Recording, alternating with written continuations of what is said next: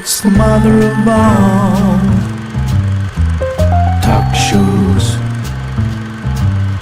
It's the mother of all talk shows.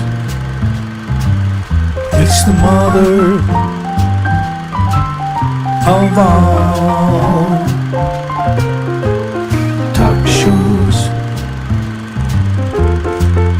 Go get 'em, George.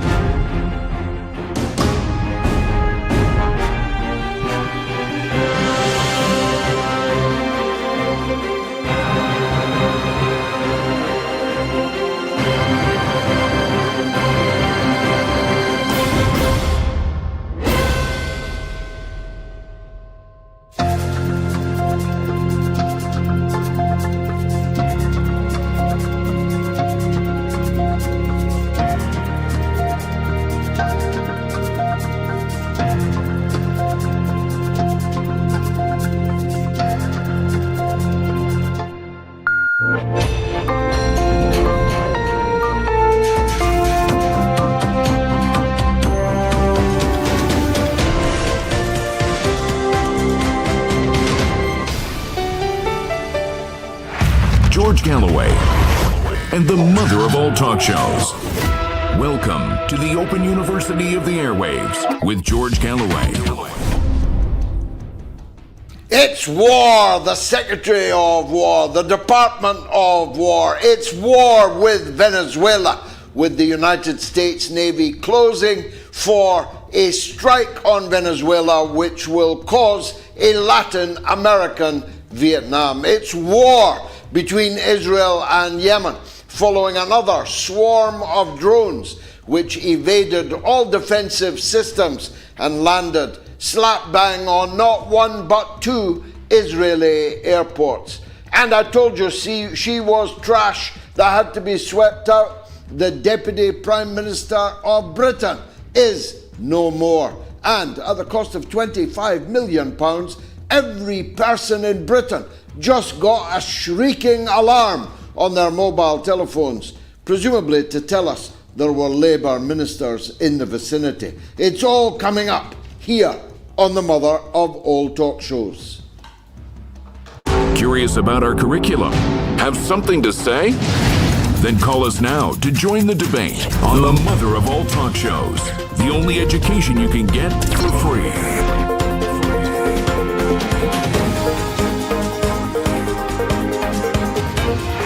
George Galloway, the mother of all talk shows. With George Galloway, the world is our classroom, and you're welcome to sit in and join the seminar. At the staggering cost of £25 million, every single person in Britain with a telephone was just shrieked at by the government. A government that has 11% approval rating in the opinion polls. Even Macron's got 13%. The British government has 11%. That means 89% of the British people don't approve of them. But they're spending money like water, and war and the preparations for war are the highest on their agenda. Not the ailing, failing National Health Service, not the ancient decrepitude of our public services and public facilities, our sewers, our water, not on the paralysed coastal communities in Britain sinking into the sea metaphorically as well as perhaps literally, not on the ancient 300-year-old industrial infrastructure of Britain. No, on war, on handing over money and promising forces we don't have for more and more war. The shrieking that we got was just that, a shriek. It didn't tell us what to do in this emergency it was priming us for. What were we supposed to do? Climb under the stairs? Lay into our stockpile of baked beans and bottled mineral water? What were we supposed to do in this emergency? What's the point in telling us there's an emergency that you are leading us into without any means of protecting our families or defending ourselves? Mind you, this is a government of trash. I told you exactly 6 days ago that Britain's Deputy Prime Minister was a lowlife, and now she's a no-life. They tried to hang onto her to the bitter end, but the evidence just kept mounting that she was a chiseling little cheat who, for private enrichment, for personal wealth, betrayed the policies of the government and the laws passed by the government, passed by her actually. She ignored them, because with this government it's don't do as I do, it's do as I say.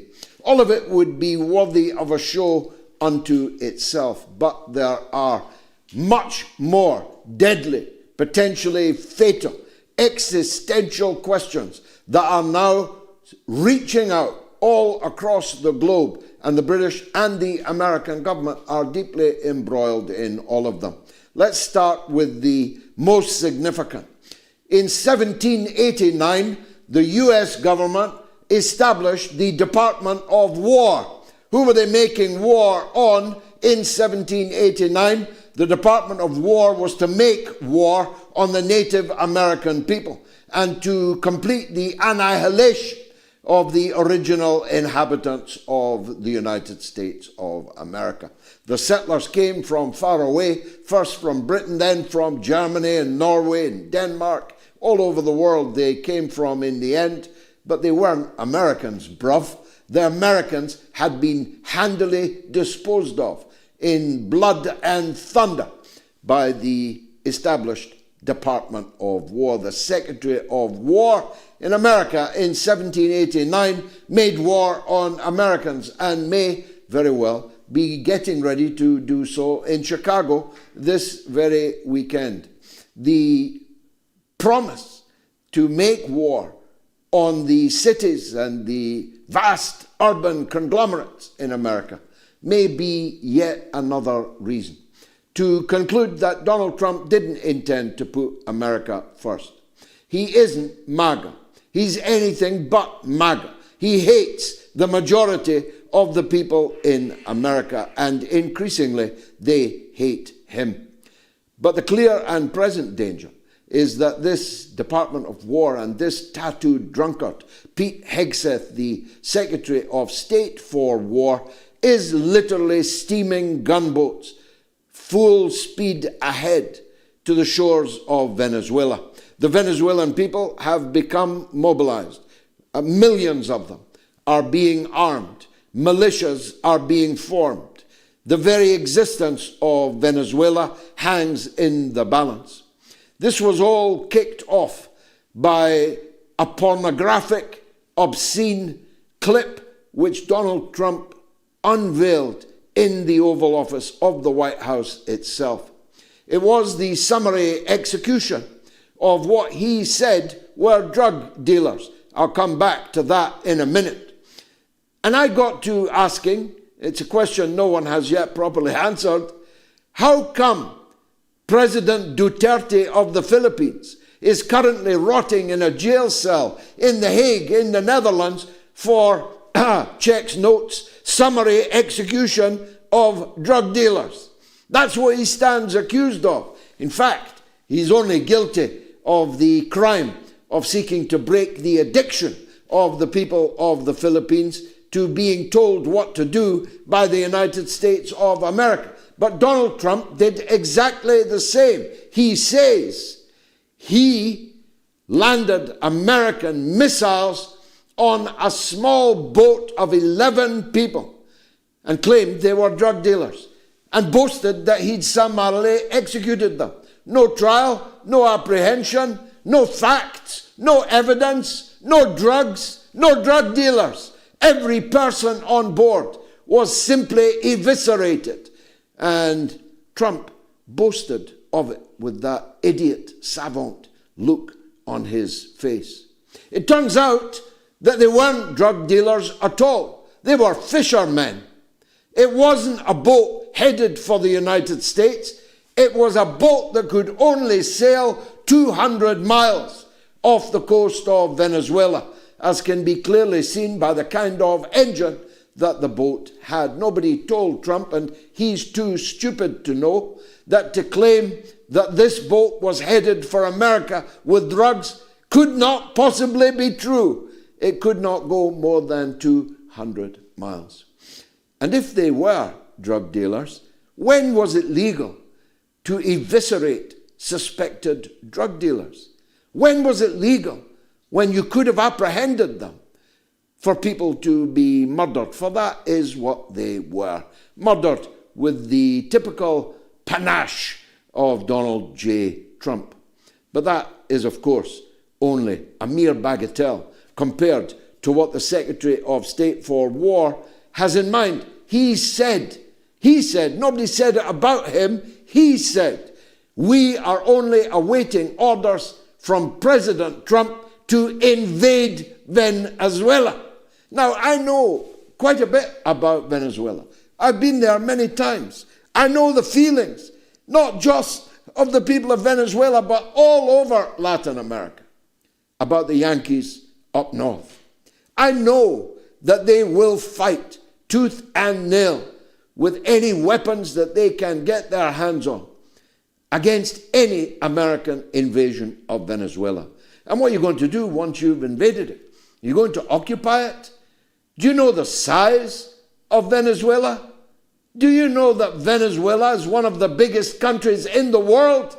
Do you know about the mountains and the jungles and the urban alleyways of the towns and cities of Venezuela? Are you looking for a new Vietnam? Because that is exactly what you're going to get. Now, I know, President Trump, that you were sadly unable to answer the call of the United States government to fight in Vietnam. In fact, 7 times you got a deferment on medical grounds because you had bone spurs. You could not possibly die face down in a Vietnamese paddy field. So you were very lucky. But I'm here to tell you, you are leading your country into a new Vietnam. And if you do it, I mean, one part of me hopes that you do it. It's only my love of the Venezuelan people and my love of the ordinary people of the United States military who will be sent there, ordered there, that stops me hoping that you will do it, for it will bring about the end of the Monroe Doctrine. It will bring about the end of the idea that you can invade anybody, anytime, any place, anywhere. But it's not the only war that is apparently pending. Today, a swarm of Yemeni drones answered the mass murder of almost the entire government of Yemen by an Israeli airstrike in Sana'a, the Yemen capital. The Prime Minister, the Foreign Minister, the Information Minister, the Culture Minister, the head of the Armed Forces, minister after minister after minister was eviscerated in an instant by Netanyahu and his American-supplied weapons and aircraft. And so the Yemenis said, we will answer this. Do you think we don't have anybody else that can become our Prime Minister, can become our Foreign Minister? We have many Yemenis ready to pick up their rifles and their microphones and their portfolios. And they waited a few days, and today they answered. They landed a swarm of drones on the settler state, evading all American and Israeli interception attempts, and they bombed the facilities and the terminals of the Israeli airports at Ben Gurion in Tel Aviv and elsewhere. They bombed 2 airports in one day without any reply from Israel's depleted defensive shields. And Israel has said that unusual forms of response will now be delivered by Israel.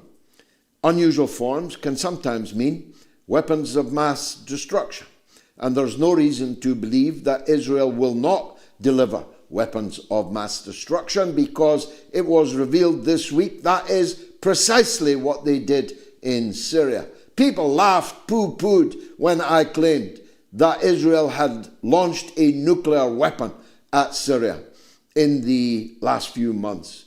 But this week it was confirmed that depleted uranium from Israeli weaponry has been detected, and a wave of cancers and mutilations and deformities can be expected amongst the Syrian population affected in the months and years to come.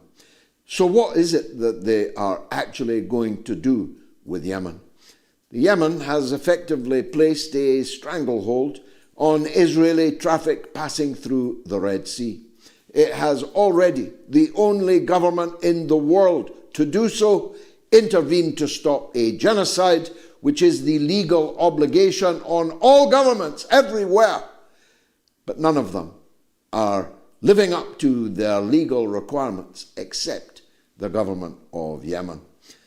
The Yemeni people will be bracing themselves for another Israeli response, and soon there will be another Yemeni response. Why does all this matter?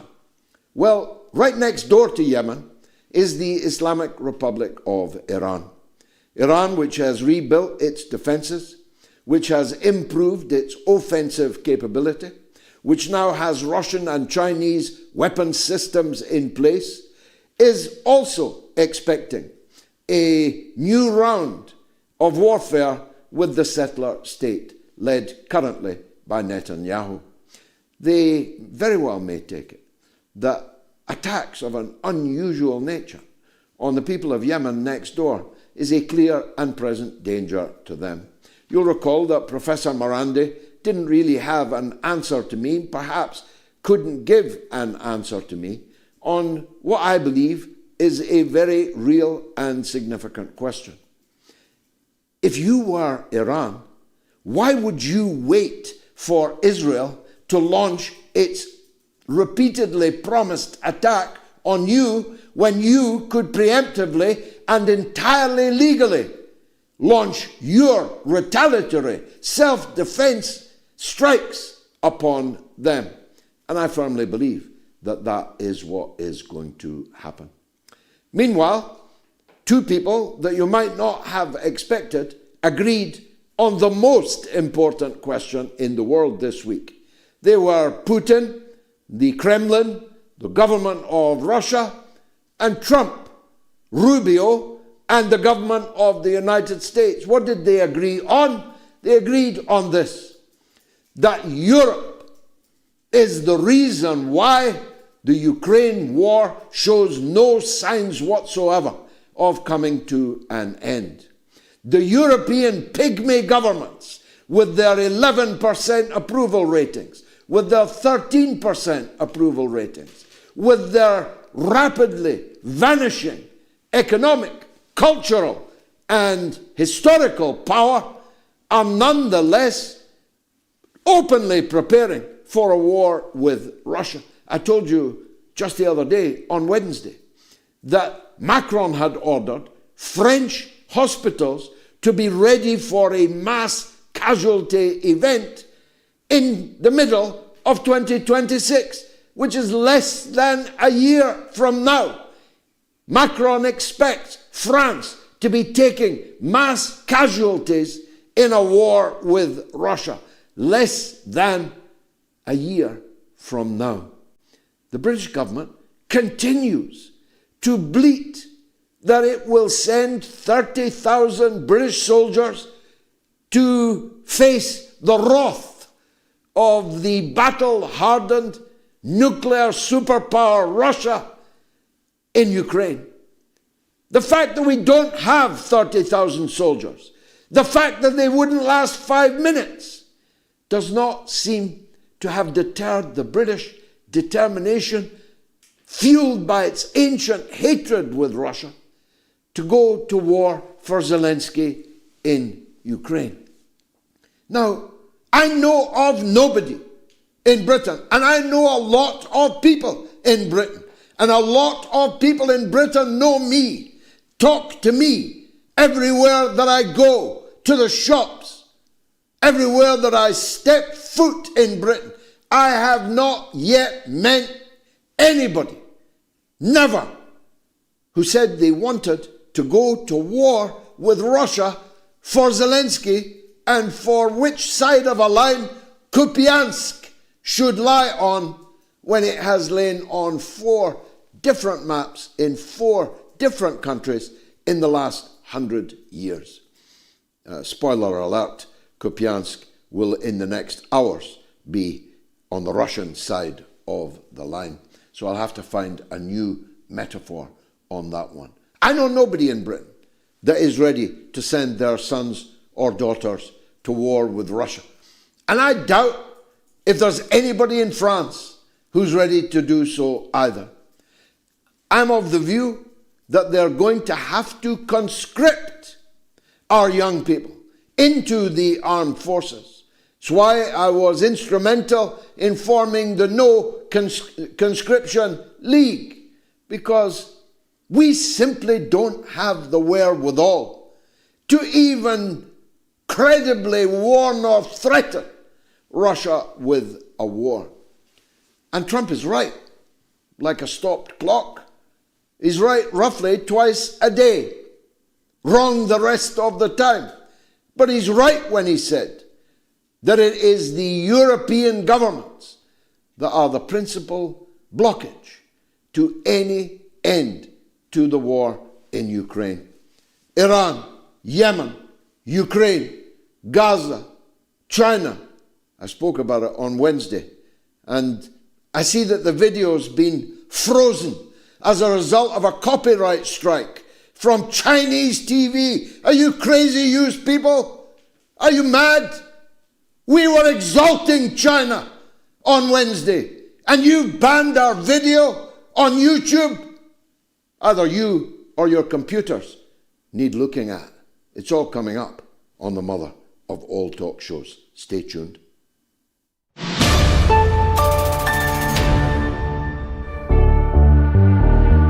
I don't believe that the mainland European countries give a toss about Britain, and I'm certain that the United States would not sacrifice itself for Britain.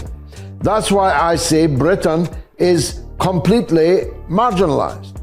As for the Trident missiles, of course, if the United States, which has dual control over these missiles, gave permission for them to be launched, of course, they would incinerate Russian cities. But what good would that do us? Because we'd all be dead, including the people that fired the missiles. You feel me?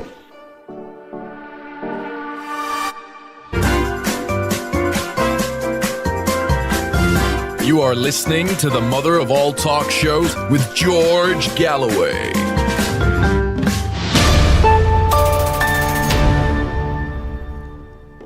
Should the Pentagon be called the Department of War? Asks the poll this evening. You can give your verdict on my Telegram, t.me/George Galloway. You should be following me on Telegram. It may be, in the end, the only place you can. You can answer on my X, my Twitter account, on the YouTube community poll, on the YouTube stream, or on Patreon. And a big thanks, as always, to the good people, my vanguard, my supporters of first priority on my Patreon page, patreon.com/George Galloway. Should the Pentagon be called the Department of War? Yes or no? 19,000 people have voted already. get your vote in before the end of the show. If you want to call the show, it's toll free in the United States and Canada, +1 844 944 3344. It's free of charge in Britain and Ireland, 08081 965522. And the worldwide number is 0044 203 966 2625. Now, our first guest this evening needs no real introduction. He's a superstar, and we were amongst the first to realize it. Jackson Hinkle, political analyst and host of the wonderful show Legitimate Targets. Jackson, as always, a big welcome to you on the mother of all talk shows.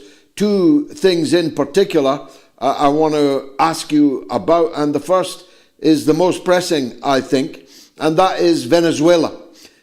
It seems from all the chatter that these maniacs are seriously going to disgorge American forces and American missiles on the Latin American giant of Venezuela, backed as it is by Russia and China. That could end up in World War III, couldn't it? I think so. First of all, thank you for having me on your show. It's always a great honor.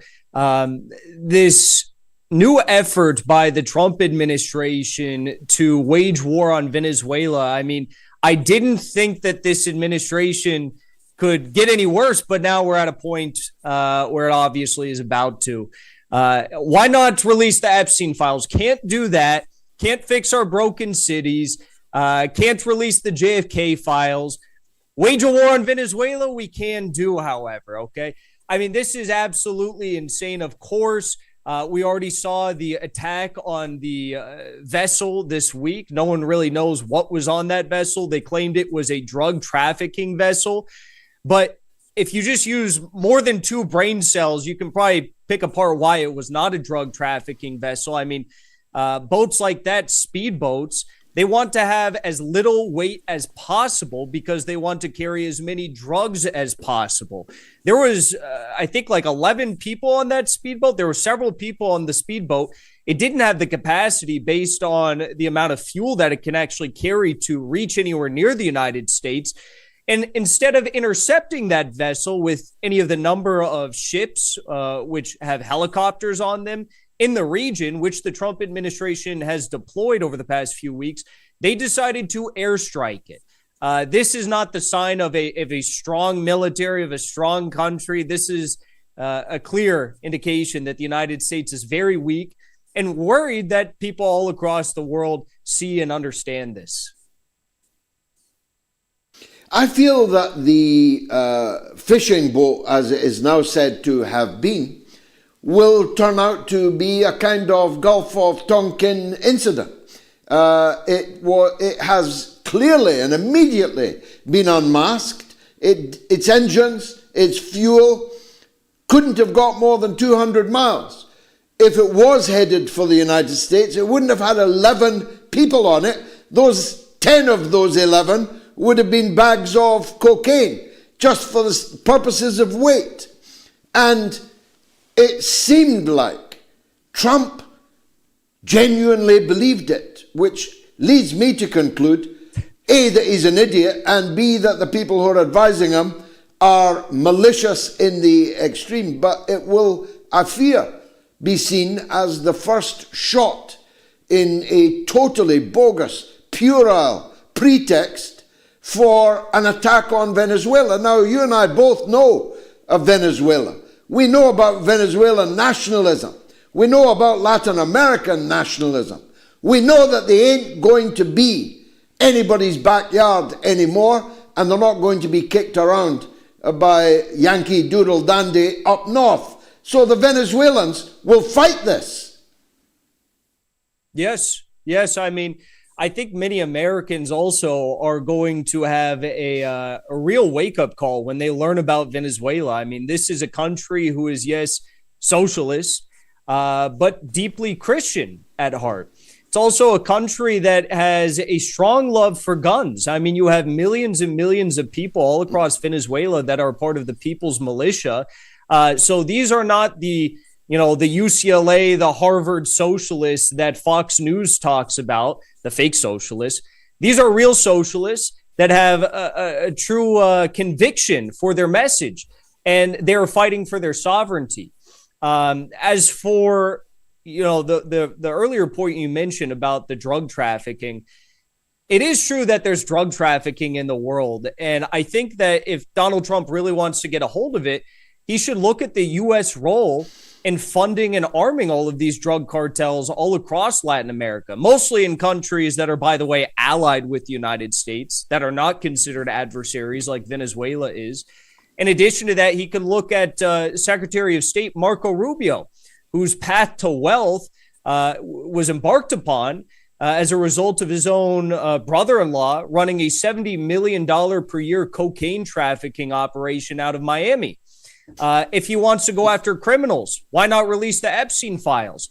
If he wants to stop leaders that are deranged and barbaric and out of their minds, maybe he should find someone else to lead his new Department of War, someone other than Pete Hegseth, who's not a raging alcoholic that is, out of his mind 24 hours of the day. Unfortunately, I don't think we're going to see any of that. No, but they're going to get a rude awakening if they attack Venezuela. Of that, I am sure. And that will be of some compensation for the rest of the world. They may start a fire burning right across Latin America, which will very definitely be against the interests of the people of the United States. And on that point you just made, when Britain and the United States took over Helmand province, the source of most of the heroin, the production of heroin under British and American rule in Helmand rose by 90%, 90. And since the Americans left Helmand province, the production of heroin has fallen by 90%. So the idea that the United States is a genuine anti-drugs fighter is for the birds. Now, I said there were two issues on which you have particular expertise, Jackson, and the second of them was Yemen. The people of Yemen endured a long war, 7 years, I think, of starvation and sanctions, and Western-led Saudi and Emirati and other invasion forces, and they defeated them. They have formed the only dignified government in the entire Arab world. They're the only people in the whole world taking action to try and stop the genocide in Gaza. And so Israel wiped out their government last week, from the Prime Minister downwards. Ministers that both you and I have actually met in person are now dead as a result of an Israeli attack. Again, entirely illegal attack on political leadership of a sovereign country. So the Yemenis answered today, and Israel says it's going to answer plus in the days to come. This too is another potential World War III flashpoint, isn't it? Of course. I mean, the ramifications of what goes on in the Red Sea. You have deep sea cables there. You have obviously the pressure point of international shipping through the Red Sea is immense. There's really no overstating it. As for the Yemenis' action today, I have to say a very strong I guess I won't say anything that'll get you banned on YouTube, but I'll say I'm not surprised by what took place today, because ultimately the Yemenis are one of the most incredible people on the face of the earth, regardless of what you think of them. 20 years ago, they started a revolution in their country against their very well-armed government. It had jets, it had heavy artillery, it had tanks. And within 20 years, a group of about 60 men now run their country and have the capability to strike Israel with hypersonic weapons, with ballistic missiles, and with drones, as we saw today. So I can't say I'm surprised by any of this. Yemen is just another country that Israel and the collective West have seriously underestimated. I think probably more so than any other country on the face of the earth. Maybe Venezuela will top them off in terms of just how much they've been underestimated. But I have a very strong affliction for them, and I was heartbroken to see the news of the airstrikes, which killed all of those government ministers, the prime minister as well. You just have to put the shoe on the other foot to understand how insane this is. If Yemen were to take out all of the government ministers of Israel, how would the world respond? If Venezuela were to airstrike a random U.S. vessel in the Caribbean, how would the U.S. respond? Everyone knows how these countries would respond, but for some reason, the multipolar world, the anti-imperialist countries, are supposed to play by the rules that no Western country has to play by. Finally, Jackson, and perhaps preeminently, there was some agreement between Moscow and Washington this week. And that agreement was that it was the Europeans that were deliberately prolonging the war in Ukraine, which could otherwise have been resolved between Trump and Putin. It seems to me, someone living in Europe, not just in the UK, but elsewhere in Europe also, that this is entirely correct. That the only people who want this war to continue are the circle around Zelensky and his European patrons. Now, what are the Americans capable of doing about that? Well, obviously Europe rhetorically is very supportive of Zelensky, but let's not forget Trump in his first administration was the first one who supplied the Patriot batteries to Ukraine. Trump right now, he could shut off Starlink. He's not even friends with Elon Musk anymore, as I understand. So why not shut off Starlink for Ukraine? Their military would be in shambles within 48 hours or less. There's still a weapons flow to Ukraine. As I understand, that's a very difficult thing to turn the tap off on because of how many parts and pieces and organizations are involved in the international flow of weapons. So that might be a bit difficult. But there's a lot of things Trump could do to wipe his hands clean of this conflict right now, or say, 7 months ago, 9 months ago, that he has not done. And I think it's a bit ludicrous of Trump to always come out and make it seem like Europe or Zelensky, or sometimes he blames Putin for prolonging this conflict. You're the president of the United States. Stop acting like everyone else is the problem here. I mean, you're in the most powerful position in this whole equation. And what is he doing? He's not doing much of anything. He's having some meetings, some phone calls. Hopefully we see more action very soon, because as he does correctly point out, people are dying each and every day. And for Ukraine's sake, you mentioned Kupiansk a few minutes ago. Kupiansk doesn't look so good. Sumy doesn't look so good. There's the largest advance that Russia's had at any point in the SMO since the first week right now. So something needs to be done if they want to actually, as they say, stop Russia.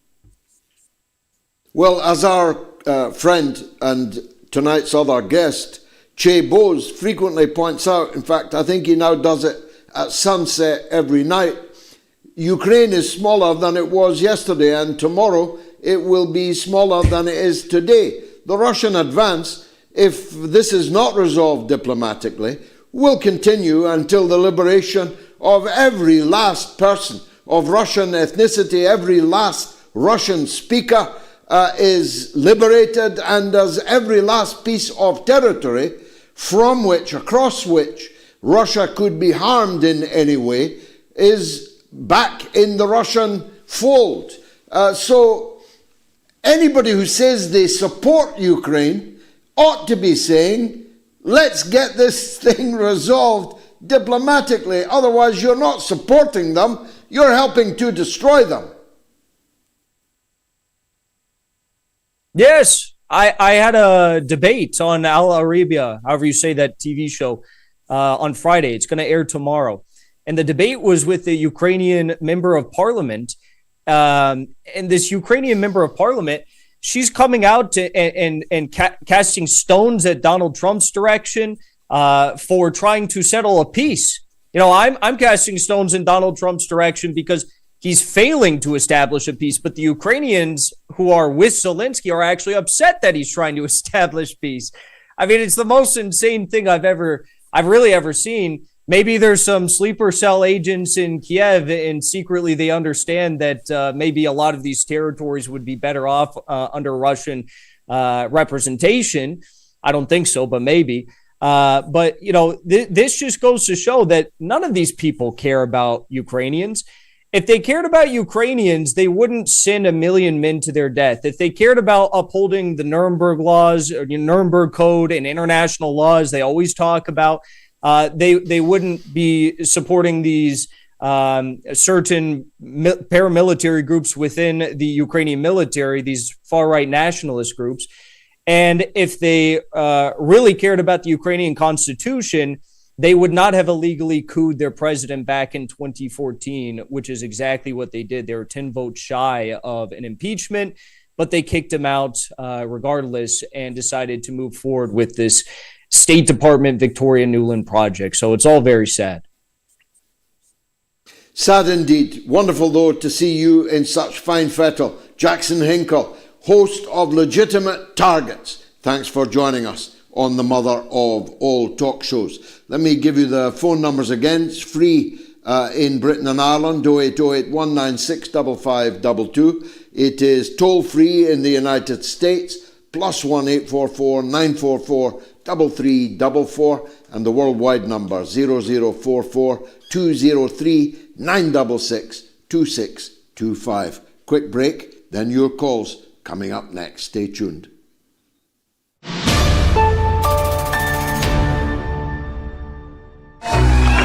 A new dawn has broken, has it not?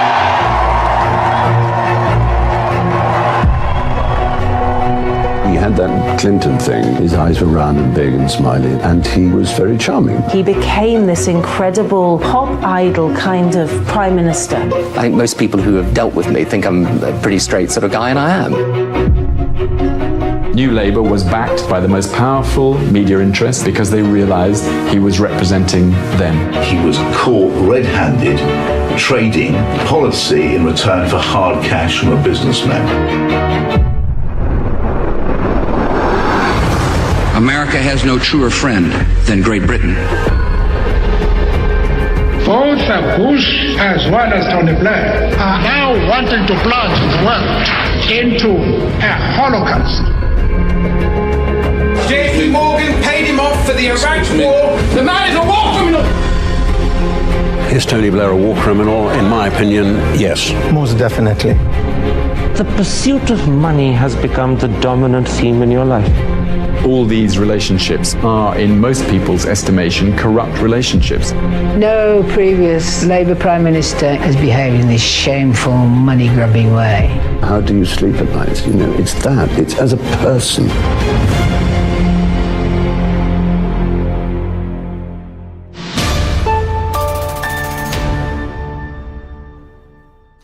Should the Pentagon be called the Department of War? Yes or no? Get voting on Telegram, on X, on the YouTube community poll, on the YouTube stream. And if you are watching on the YouTube stream, please let every one of your followers know that the very best of political news is here on the mother of all talk shows. And a big thanks also to my Patreon followers on patreon.com/George Galloway.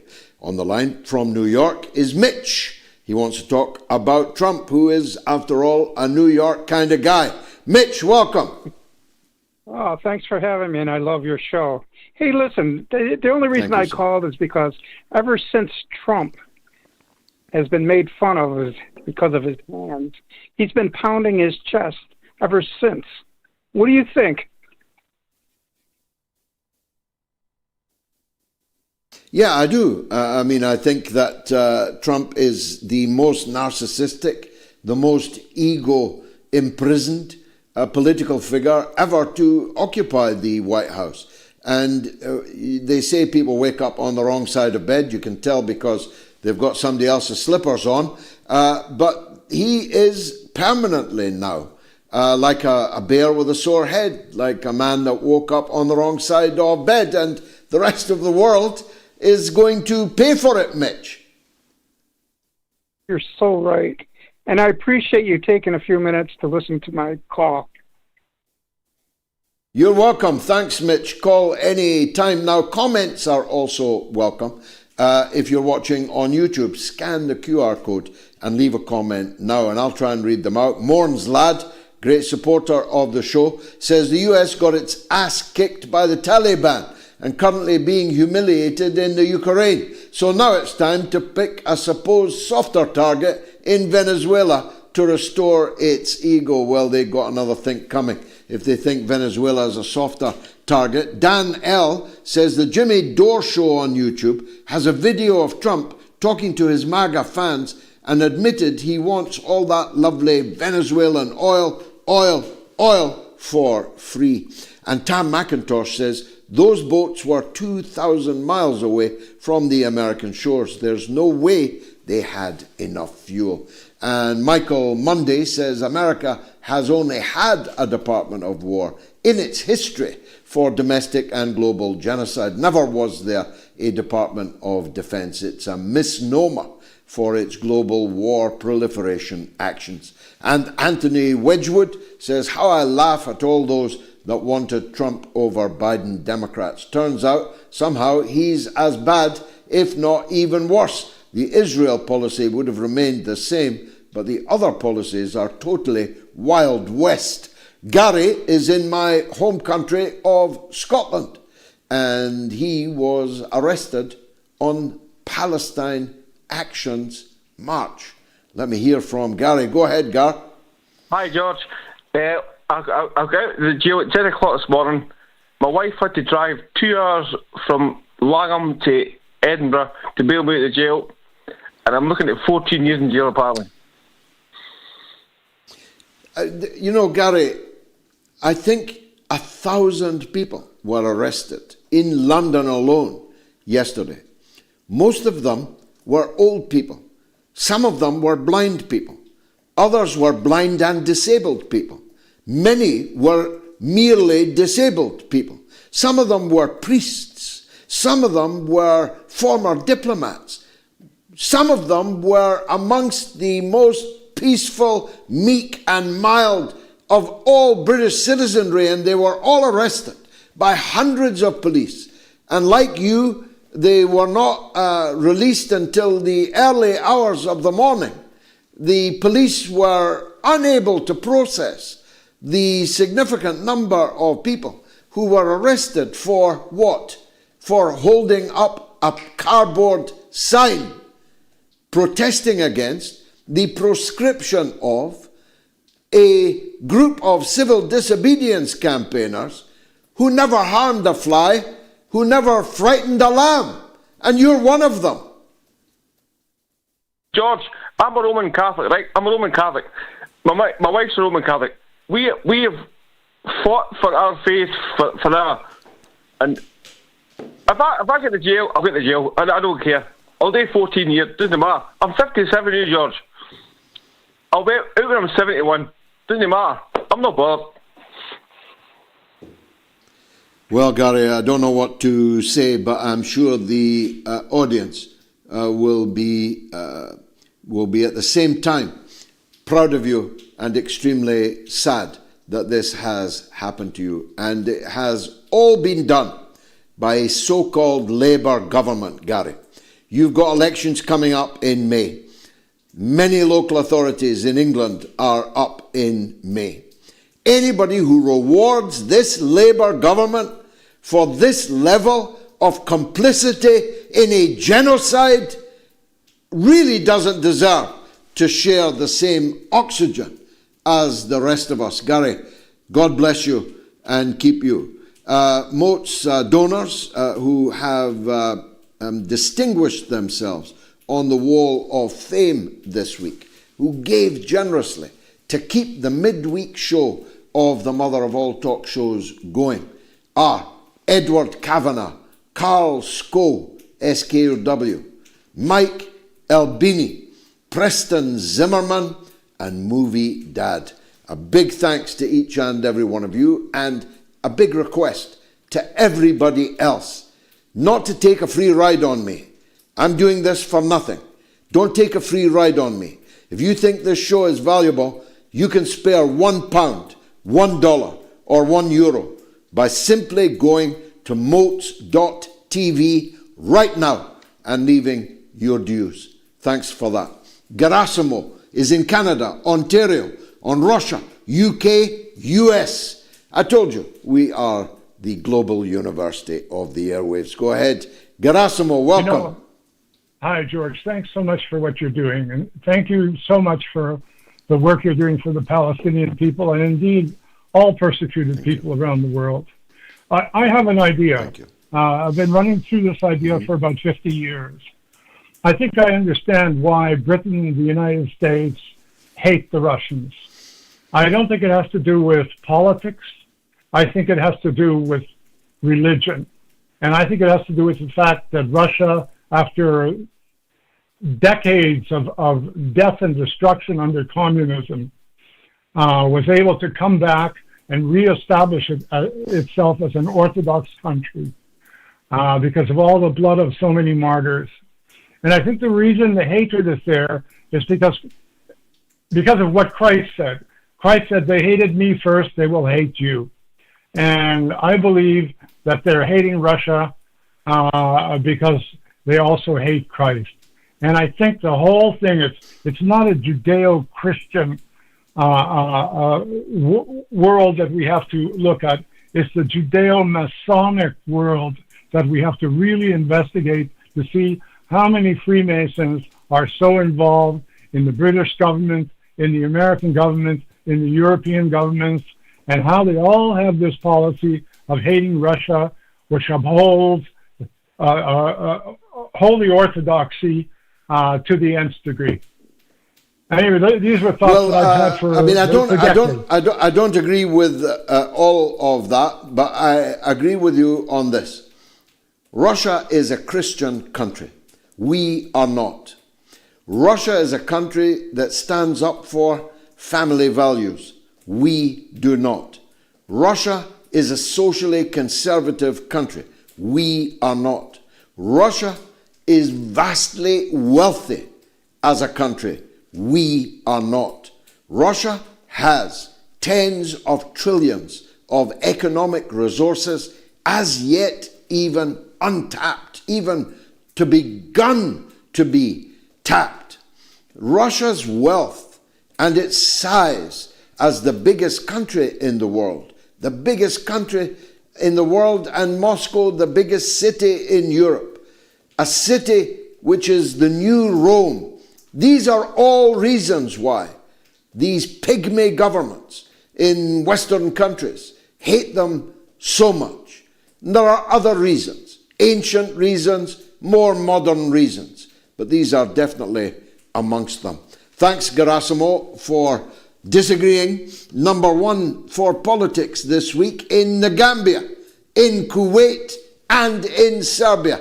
That is the MOATS podcast. Imagine, Gambia, Kuwait, and Serbia, we are top of the charts. And we're in the top 10 in Hong Kong, Thailand, and Turkey. I'm really proud of these stats, and a big thanks to my friends who bring that podcast out so promptly every single show. You can download it by scanning the QR code on your screen now. And if you do, then please rate it and give it a thumbs up. Simon from Weaponized News on the latest secondary sanctions on Russia. Simon, welcome. Mr. Galloway, and to your worldwide audience, and please excuse my enforced absence, but it's reassuring to know that you have at least another 10 years to go until you'll be old enough that the Metropolitan Police will dare to arrest you for protesting against genocide. So we have another decade of your wisdom to look forward to in that regard. Thank you. Thank you. The reason for my call was it seems that F-35s, which obviously are the top American jet, have been sent to Puerto Rico. So it does look like air power is being introduced to the previously naval blockade of Venezuela. And in leaving the White House, President Trump has commented that he's ready to engage in what he called the second phase of sanctions against Russia, which initially was confusing as to whether or not he meant secondary sanctions or the second phase, given as we know that the European Union are currently on package number 19 of their sanctions. And indeed, 19. In that regard, the American Treasury Secretary has been on Sunday morning television in the United States, and he has blatantly called for the European Union to follow America's lead in engaging in secondary sanctions, which of course would involve India, just a week after Prime Minister Modi's very successful trip to Tianjin, which you discussed on Wednesday. And so that's going to present a bit of a problem because obviously Britain's just done a free trade agreement, a massive free trade agreement with India, and the European Union are at a very advanced stage of doing a free trade agreement with India. And are they now going to assume their normal position of obedient vassals and do as told by the Americans, completely overturning all the years and years and years of negotiations that they have embarked on in order to try and increase global trade? To that end, tomorrow, President Lula of Brazil has called an emergency Zoom summit of the BRICS leaders, though in some cases they're going to be represented by their foreign ministers, specifically to discuss two issues, one of which is true multilateralism, which means independent countries, not NATO bloc voting, but also the very pressing issue of American tariffs. And that's interesting because we've just seen CELAC vote on a resolution intended to condemn American aggression against Venezuela. But the organization which stands for Central America, Latin America, and the Caribbean, CELAC, C-E-L-A-C, they split 21-9 on the issue. And it turns out that there are some countries like Trinidad and Tobago right off the coast who are actually expressing a willingness to act as a launching pad for an American attack on Venezuela.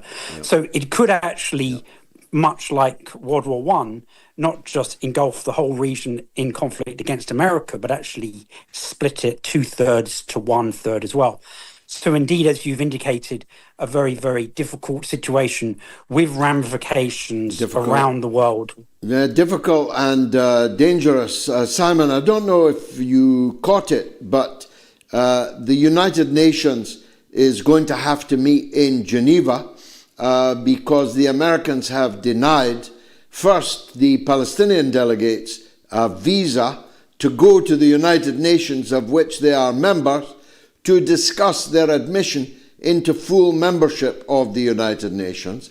But the Americans have now banned Iran and Brazil from the United Nations in New York, calling into not just question, but actually making ridiculous the idea that anything calling itself the United Nations can be situated in New York City, because if the Americans can decide who can attend the United Nations, well, it makes a mockery of it, doesn't it? Well, indeed, and there is actually clear international law, and the Americans signed an agreement when they agreed to host the headquarters of the United Nations on land that was actually donated by the Rockefellers, that they would always allow delegations to attend important events such as the annual opening, what they call high-level meetings. And they were trying to dodge out of that obligation by saying that Palestine was only an observer state rather than a full member. And that itself was because America had vetoed them becoming a full member. So that was kind of a self-fulfilling prophecy. But now the step that they've taken against the Iranians and Brazilians are quite unequivocal, because those indeed are full members of the United Nations. Now, this is the second time this has happened. It happened previously to Yasser Arafat, and then the meeting was moved to Geneva. But ironically now, this type of thing is very popular with the MAGA base, because they don't like the United Nations, nor do they like it being situated inside the United States.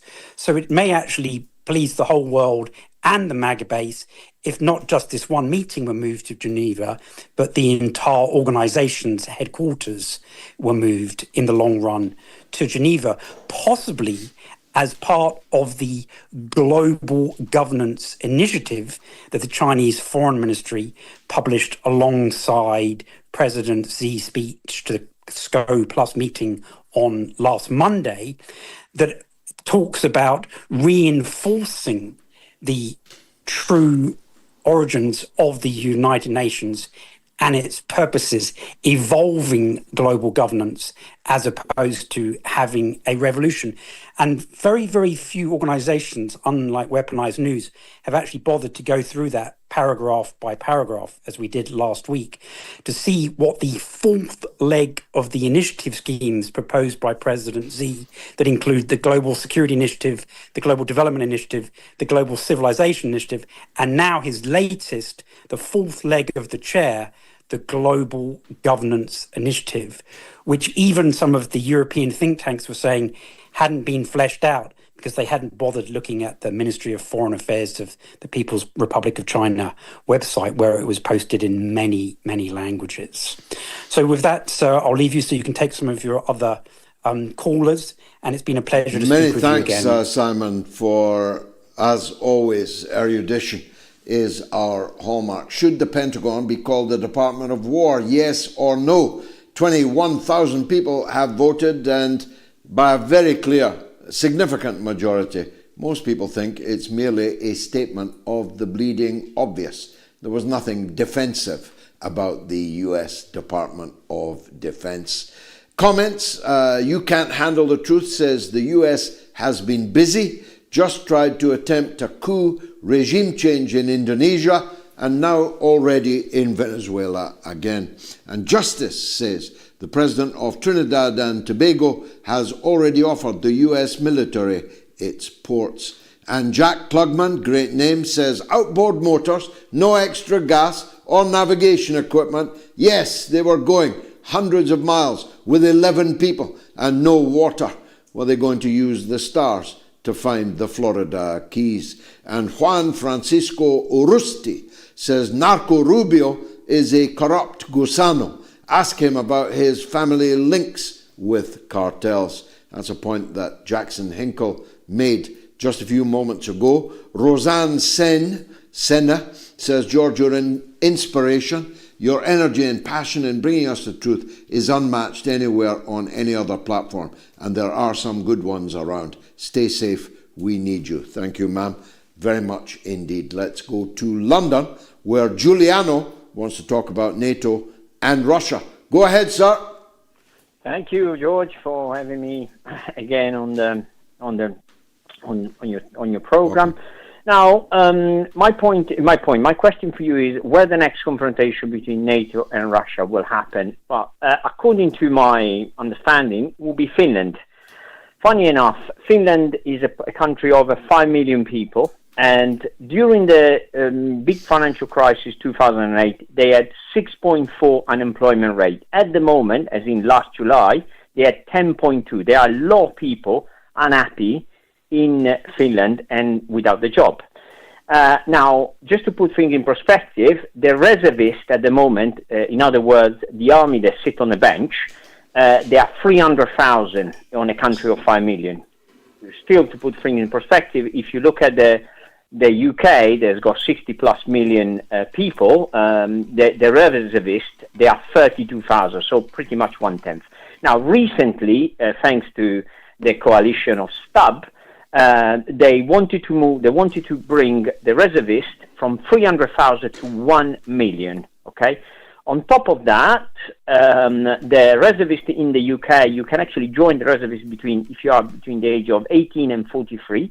in Finland was up to 60, now is up to 65. And needless to say, Finland is a country that shares 833 miles of land border with Russia. You know, the distance, just to give a bit of a context, between London and Inverness on driving is 560 miles for the UK people. So yeah, my question to you is, will you see a confrontation, bearing in mind that these are the conditions and the direction that Finland is moving towards? Well, such an excellent question, and I will put some of your points to our guest from Moscow coming up momentarily, the legendary Chay Bowes.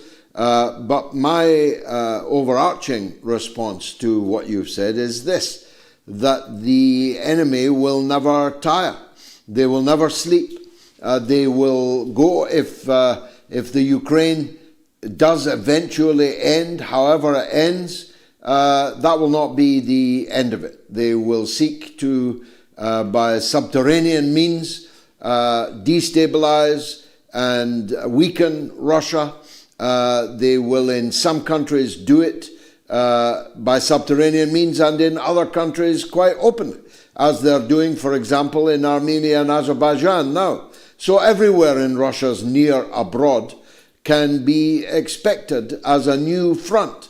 And Finland, which has suffered economically disastrously from their decision to join NATO, which they only did last year, but did not put it to their own people before doing so, Finland had no reason at all to end half a century of good relations with Russia, but they did so because of the idiot politicians that had obtained office and power in their country. And now Finland is, you're right, a frontline state. But there are others, these barking chihuahuas in the Baltic states, so-called, though few of them are any more than a medium-sized city, in truth.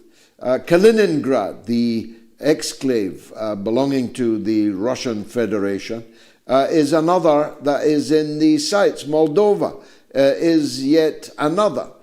So there are no shortage of candidates for what will be the next Ukraine. The one thing that is certain is that there will be one or more than one. Giuliano, thanks for that call. Going to take a quick break. Then it is the legend, Chay Bowes, political analyst supreme. He'll be up in just a minute. Stay tuned.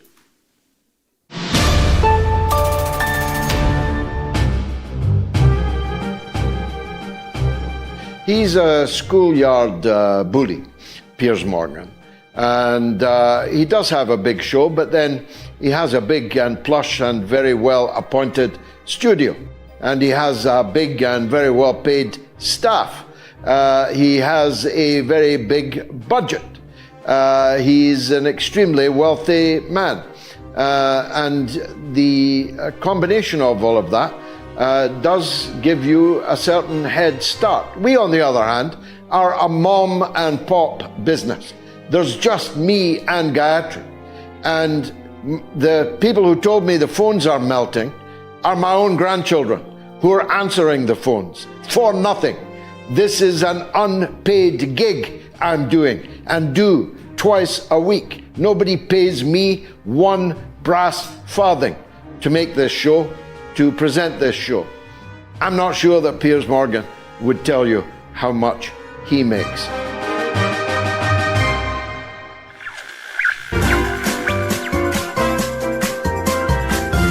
You are listening to the mother of all talk shows with George Galloway.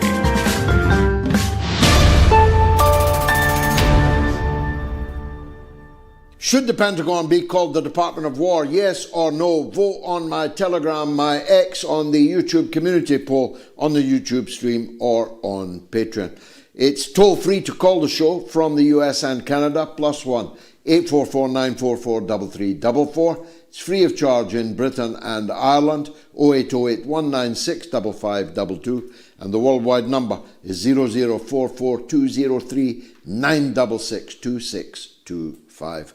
Chay Bowes, my very good friend, and an absolute seer, a sage of international affairs. He's had to become one, and he already had a training in political science as a political analyst, but now, well, frankly, he's on the front line, and we are grateful that he shares his experiences regularly with us. Jay, welcome back to the show. Let me ask a question I asked Jackson Hinkle earlier.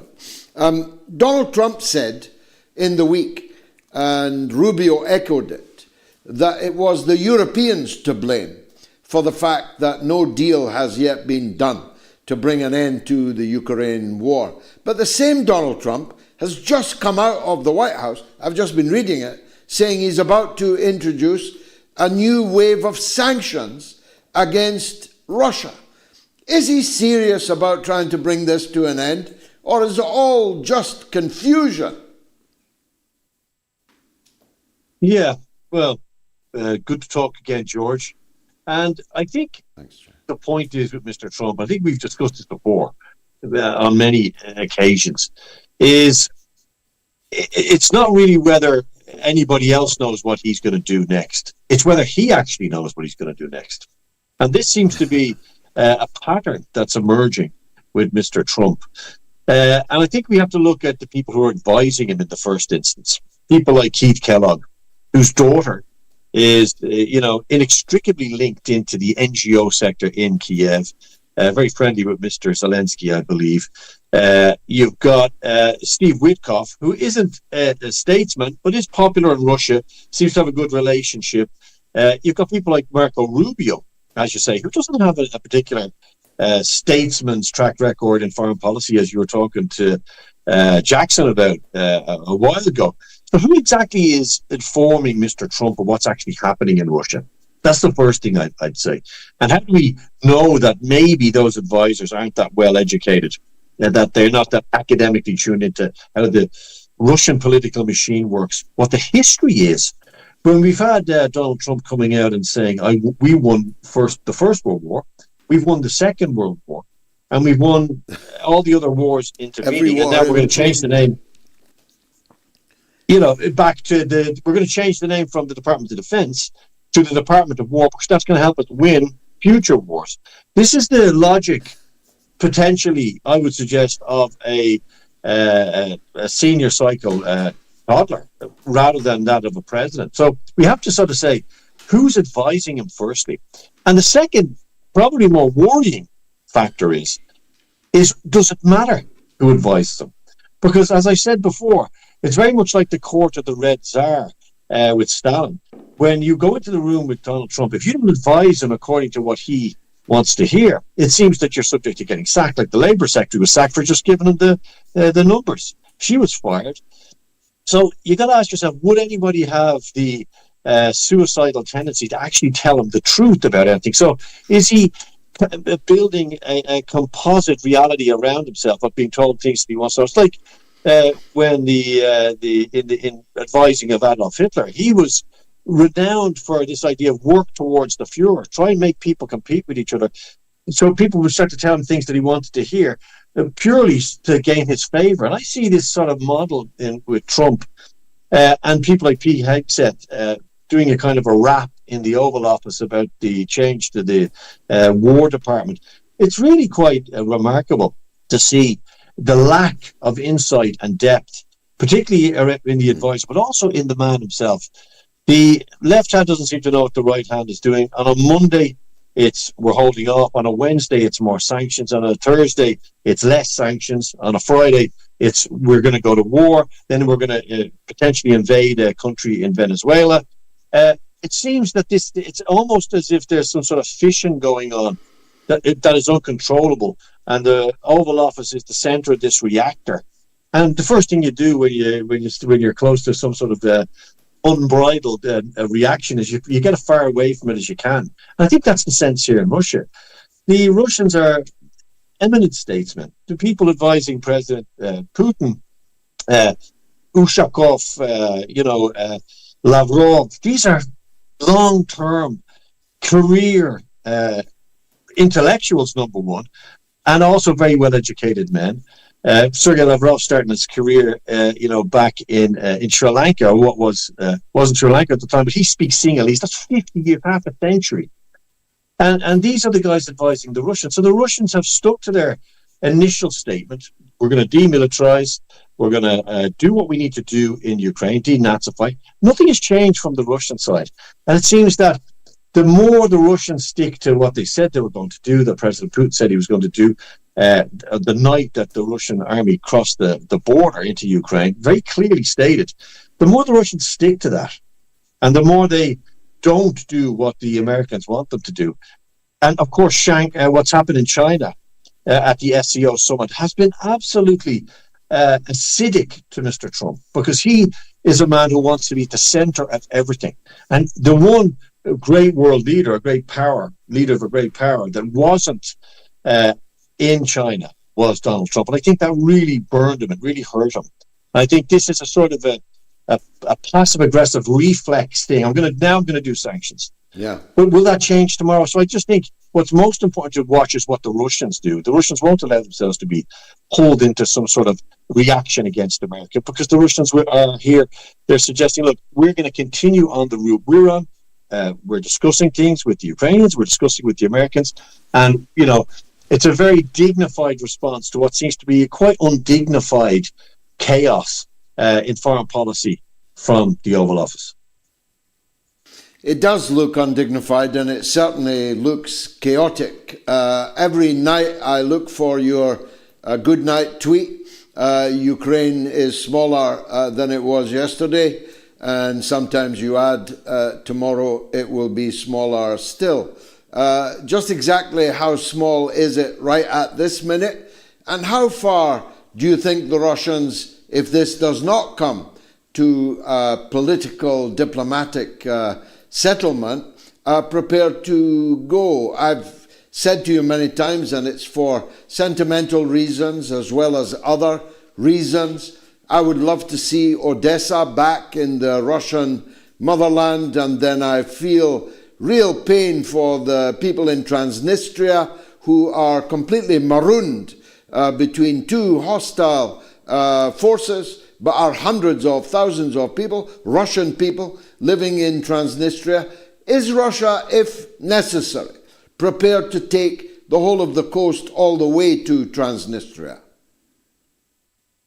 Yeah, I heard you speaking to the gentleman who called in with a very, very good question about Finland. And you mentioned Moldova as being a new battlefront, if you like, in the militarization of that region by NATO, by the EU. There's a lot of money being pumped into NGOs there. A lot of subversion of the opposition by Ms. Sandu, whose re-election is very dubious, as was the cancellation of the election in neighbouring Romania. And we all know I was a very short term stay visitor to Romania for that election. So then you come to Transnistria in Russian, or the PMR, Transnistria Moldovan Republic, PMR. It's a sliver of land along the Ukrainian border, which is de facto Russian territory. The people there are Russian. They see themselves as Russians. They are indeed cut off strategically, if you like. There's a Russian peacekeeping battalion stationed there, which many people don't know. Russian troops are there. They stepped in during a very brutal war that was fought there when the Soviet Union collapsed against the nationalist Moldovan government. Now, they are only about 110 kilometers away from the Kinburn Spit across the Black Sea, where the Russians do hold territory. And the question is, on everybody's lips here in Russia, is Odessa. Odessa is considered a Russian city. Now, I've had some debates with some Ukrainians. If Ukrainians will debate me, I'm happy to do so about Odessa. There's a creationist idea in Ukraine that, before the Russians built Odessa, or Catherine the Great founded this great city on an old Ottoman or Tatar fortress, hundreds of years ago. So you're going to keep going back in time. So this was not always a Russian city. The Russians created Odessa as a trading port, as a military hub, as a cultural center. It's a Russian city. The people there are still considered Russian by the Russians and by themselves. There's a lot of Russian speakers still there. Russian is still openly spoken. It's a very emotive, very, let's say, emotional point in Russia, Odessa. It's a very romanticized place, and it is also strategically important as a Black Sea port. Something very interesting happened, George, in the last few days. General Gerasimov, who's the head of the Russian army, he's in charge of the military operation in Ukraine. There was a briefing from his office, and one of the maps on the wall, very interestingly, showed Odessa and the Kherson region as Russian territory. And there was a very clear defining line, almost looked like an operational map, as to that the Russian army at least considers that this territory will be taken as part of the military operation. Now, there was a statement subsequent to this going out onto the internet. There was a huge debate. Was it what it was? And it turns out that it was. That a junior staff officer said, look, we're operating on the basis that we're going to take this territory. This was received with great excitement, of course, in Russia and elsewhere. And you've got to ask yourself, in the current context of this sort of game of musical chairs in the Oval Office, there doesn't seem to be any sentient leadership in the West. The Europeans, we know, are just purely dedicated into continuing this war in an attempt to deflect from the post-mortem, which will happen, about where all the money went, what they've been supporting in Ukraine, this dictatorship of Vladimir Zelensky. He's the de facto dictator, elected in 2019. It should have been there should have been an election a year ago, and he's still in power, and he's in significant position of power in that he decides what happens in the Rada, which is it's kind of a puppet parliament now. So you got to ask yourself, what would the Russians do? And the Russians are sticking to what they've always stuck to, and they've always had a tradition in Russia of being open to negotiation while still fighting and moving forward. There's never going to be a ceasefire in Ukraine without a concrete settlement, without it being part of a concrete settlement being done. We've agreed this before, we've discussed it before. Nobody in Russia believes for a moment that there will be any kind of opportunity for Ukraine to be let off the ropes. You know, for what would the possible benefit be for the Russian military, who is on the front foot now in Ukraine? And as I say, Ukraine is smaller today than it was yesterday, all along this front, this vast front line.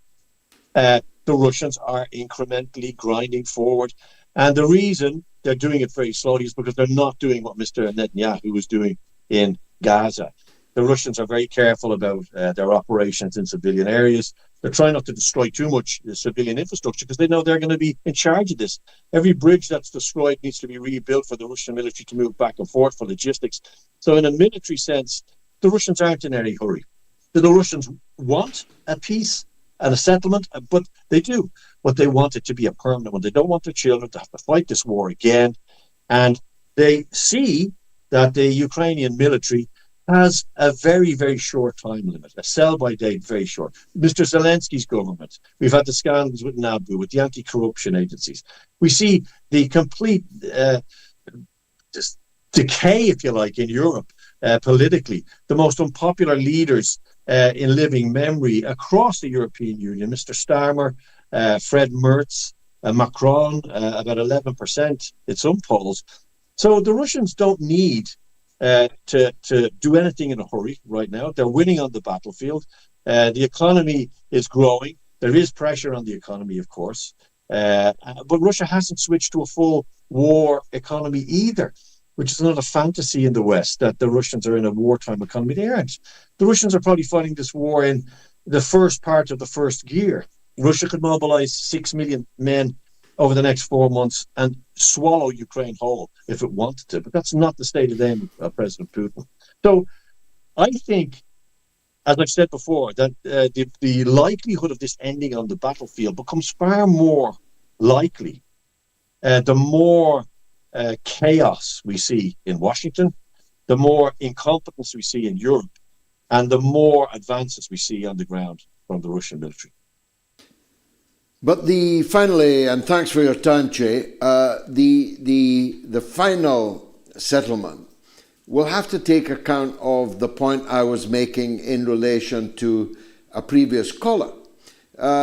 there will be no point for the Russians in playing whack-a-mole, solving the Ukraine problem, only for NATO to move into Azerbaijan or to move big time into any part of Russia's near abroad, because that will be merely transferring the crisis from one place to another. So isn't at the core of this the demand that the pledges given to Gorbachev that NATO will not move 1 inch to the east and will cease and desist all of its efforts everywhere to try and break up, weaken, and if possible, regime change Moscow, Russia? Yeah, indeed. And I think this speaks to the illiteracy, the historical illiteracy, and the lack of statecraft at the moment on the Western side, on the Western bench, if you like. We know what's happening in America. There seems to be a complete lack of intellectual insight into how the Russians think, how they operate. I posted a very interesting clip which I found and published on my X this week by a guy called Jack Matlock, the last ambassador to the Soviet Union. He clearly states, being in the room when Gorbachev was given the assurances that if the United Germany was allowed to remain in NATO would not advance east towards Russia. It wouldn't happen. That was the argument is, it wasn't written down, it wasn't suggested in an actual document. Well, Matlock very correctly says this was a geopolitical promise. It was a deal that was done. And the Russians naively accepted that. Mr. Gorbachev naively accepted it. And there's a serious sense here in academic circles and political circles that you can't really trust anything that the Western powers say now in relation to NATO expansion. And, some very senior Russian politicians and officials actually reposted what I'd said, saying, we just can't trust the West. So there's a very hawkish sense in Russia that once bitten, twice shy. Vladimir Putin himself, remember, has said that if he had his way again and if he could go back, he would have intervened in Ukraine in 2014. And he openly stated that he regrets not doing this sooner. So to your point about an expansionist NATO, this water going into a crack, wedging in any way they can, Azerbaijan, Armenia. I think the Armenia, very close friend to Russia for many centuries. The militarization of Finland, very foolhardy militarization of Finland, which the Finnish people, by the way, had absolutely no say in. There was not a referendum put to the Finnish people about becoming the front line in a war, an unnecessary war. The Finns and the Russians have history, and they fought wars, and the Finns lost territory in that war, significant territory. So to go back again to the first and second Afghan wars hundreds of years ago, when the British Empire convinced itself that the Russians were going to invade India via Afghanistan, and went to war with Russia in that theater and got significantly beaten and lost the first Afghan war for a terrible human cost. The idea of the Russian coming down from the steppe, the word jingoism comes from a poem about fear of the Russian coming down from the steppe. So the term itself comes from some prose about the Russians. And so there's no way, and nobody competent who understands history believes for a minute that when the war in Ukraine, the hot war ends, that this cold, bubbling war trying to destabilize Russia is going to end. Of course it won't end. It won't end because we have a significant ethnic Russian population across Europe, Estonia, Latvia, Lithuania, Moldova, who, by an accident of history, were left outside the protection of Mother Russia when the Soviet Union collapsed. They were left stateless, essentially, within quite aggressively nationalistic countries. And we see now, as you say, the yapping little Pomeranians in Estonia, up in Kajakalas. I saw the foreign minister today calling for strikes on Russian government offices. Nobody with anything between their ears really believes for a moment that this will end with Ukraine. This is a project to destabilize and undermine, and in some cases, decapitate and break up the entire Russian state.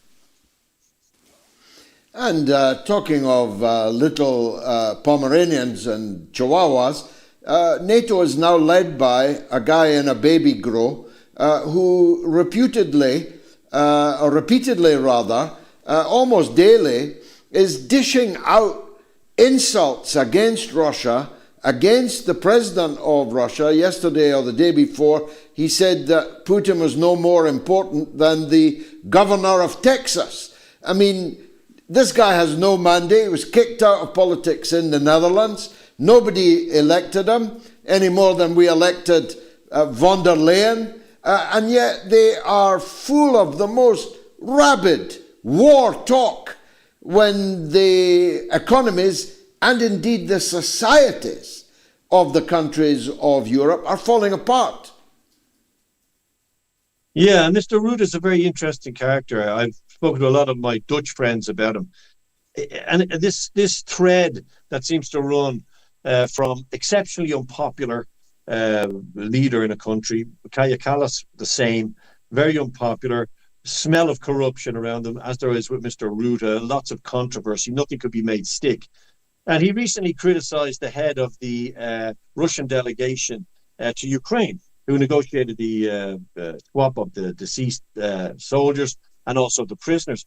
He said that this historian keeps popping up. He said, well, the man he was talking about has 3 degrees in history, in medieval history. Rutte has 1. And he actually, there's rumors about whether or not he plagiarized his degree. So when you see these petty insults deployed, and you've seen it mirrored in the White House, I'd suggest, with President Trump, very juvenile language coming out. Oh, we've lost India and Russia to deepest, darkest China.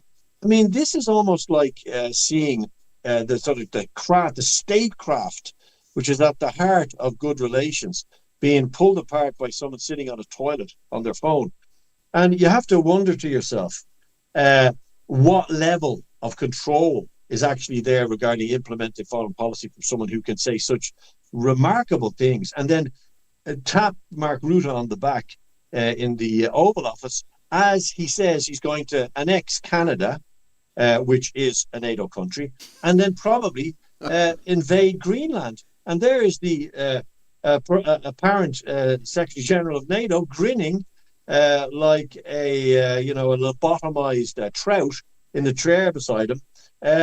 It's absolutely remarkable. It's if you put this bill forward as a drama, political drama, you'd be laughed out of the director's office because they'd say nobody will believe this stuff, George. Exactly so, perfectly put. And that analogy or metaphor you just used about sitting on the toilet on his phone, I promise you, we'll make that one live forever. Thanks very much, as always, the legend, Chay Bowes, political analyst supreme. Let me take a quick break, and then it's your calls, all the way up to Gayatri's social media news roundup. Stay tuned.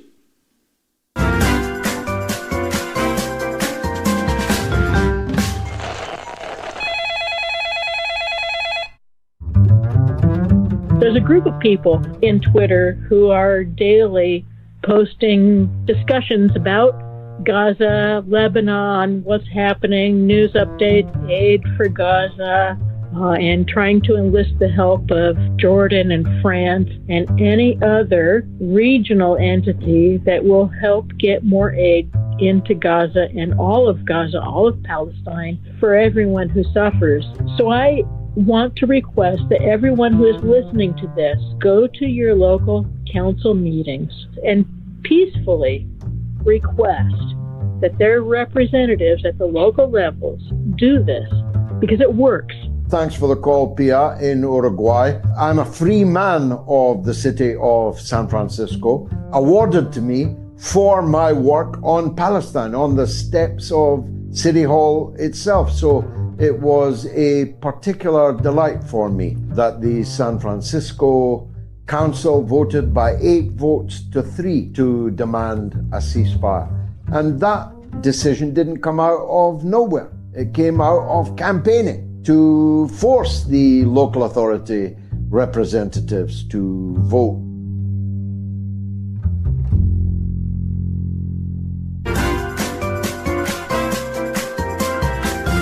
You are listening to the mother of all talk shows with George Galloway.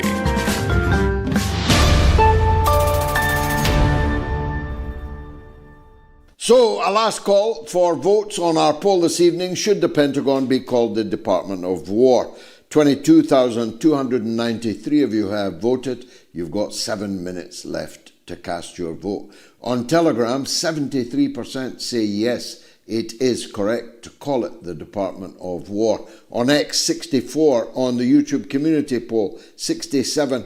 On the YouTube stream, 66. And my best friends on Patreon, 85%. So easily 2/3, perhaps 3/4, if my maths is not wildly out, believe that it is just as well to call it the Department of War. Let's go to Canada, where Hassan wants to talk about Palestine. Go ahead, Hassan. Good evening, Mr. Galloway. Thank you for taking my call. I'm a long-time viewer of your great show and first-time caller. Just wanted to learn your thoughts on a couple of quick items. One is George Abdullah released from Paris on July 25th. If there was any discussion on the show that I missed, any thoughts there or discussion possibly? And secondly, curious about the Palestine protest bans. Couldn't this be challenged, like the legal validity of this, as it infringes on the free speech rights?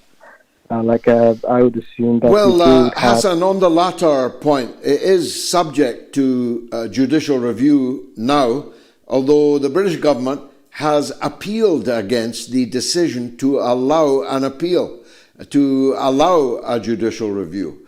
So that's probably a first, that the state is seeking to override the appeal court judge who granted the organization in question. I'm not even allowed to say the name of that organization for fear of being punished by the big tech companies, who in turn are afraid of the state punishing them. So if I appear to be walking on eggshells, it's not because I myself fear arrest or prosecution on this matter, but only that I fear for the future of the mother of all talk shows, which I think you'll agree a lot of people around the world now depend on, and we should not gratuitously risk. On the issue of George Abdullah, of course, the longest serving political prisoner in the world. I think he eventually served 47 years as a fighter for the Palestinian people, as a fighter for Arab liberation. He is now safe and well, finally back in the Lebanon and making very powerful statements indeed of denunciation of the Arab governments and of the Arab political systems, and I commend them to the viewers everywhere. Thanks, Hassan. Here's tonight's mother of all talk shows, Roll of Honour. If you haven't made a donation yet, make it now on MOATS.tv or scan the QR code on the screen now. It's easy to do. And you could end up on the wall of fame like Nasser Chaudhry, Elaine Ryan, Rush Ridinger, Douglas McFarland and Sally Hossack. Big thanks to each and every one of you who gave generously, and each and every one of you who gave the proverbial widow's mite, which I have set at the rate of £1, €1 or $1. Nobody should watch this show and not leave at least £1, $1, €1. Let's go back to my own country of Scotland, where Mark wants to talk about UK and US corruption. This could be a long call, Mark. It could be, George. How you doing? It's great to be on your show. Long-time follower of yours. Thanks. I would just like to talk to you, George, in regards to the corruption that seems to be in the Western world right now. For me, I feel that we're actually sleepwalking into a dictatorship. As your other caller for Scotland earlier mentioned, He now faces 14 years in prison for simply holding up cardboard signs. So how do we, as ordinary people, how do we get the government in the Western world to listen to what the people are actually saying? Well, I'll be honest with you, Mark. I don't think there's any way you can get the governments of the Western world. You have to change the governments of the Western world. And we do get regular opportunities to do so. But our people don't take them. And that's our fault because we haven't persuaded them yet to take them. How can you have a situation where two leaders with 11% and 13% respectively of public approval are on the point of taking France and Britain into war? Into war, not just any war. We're not talking the Falklands War against Argentina. We're talking a war against a nuclear superpower called Russia. How can that be allowed? Well, the answer is we are not yet doing enough. Not enough of us are doing enough to change that situation. And when we got the chance, just a year ago in Britain, we gave a landslide majority to that block of wood called Keir Starmer, even though, I warned everybody that within 6 months of him being Prime Minister, he would take Britain into war. And that is exactly what he did, taking us into the war on Gaza, being involved in the war on Yemen, being involved in the war against Iran. No doubt we'll find a means of being at war with Venezuela before you could say Jack Robinson will be there. So it's our fault, Mark. We have to change them. And that takes many forms. We have to be a part of the mass organizations that are fighting against war, fighting against the genocide, fighting in our trade unions. Why is it Italian trade unions are warning that if the flotilla to Gaza is interfered with by Israel, then all dock work in Italy will stop? What happened to the British dockers? What happened to my own union that represents the British dockers? What happened to the trade unions that once stopped aeroplane engines being exported to the Pinochet fascist dictatorship in Chile? What happened to the dock workers that stopped the British ships in the London docks headed for the civil war and the Western intervention in the civil war against the new Bolshevik government in Russia? What happened to us? How did we become what we are? And of course, you've got to take the opportunities of elections. Elections are not the be-all and end-all. They're not the only thing, but they are a thing. And in Scotland, we have got an opportunity to vote comprehensively against this. And at least then we'll be able to say, not in my name, I voted against it. Yvonne Ridley and me are standing in Glasgow at the Scottish Parliament elections. We will be standing in other places too, in Glasgow and perhaps in Edinburgh and in other places too. So you get an opportunity to cast your vote against all this. It's really quite important that we take it. Now, on the situation of corruption, you're so right to raise this. I'm so old, Mark, that I lived in a Britain that thought corruption was something that happened elsewhere. Italy was the most obvious and usual country of comparison.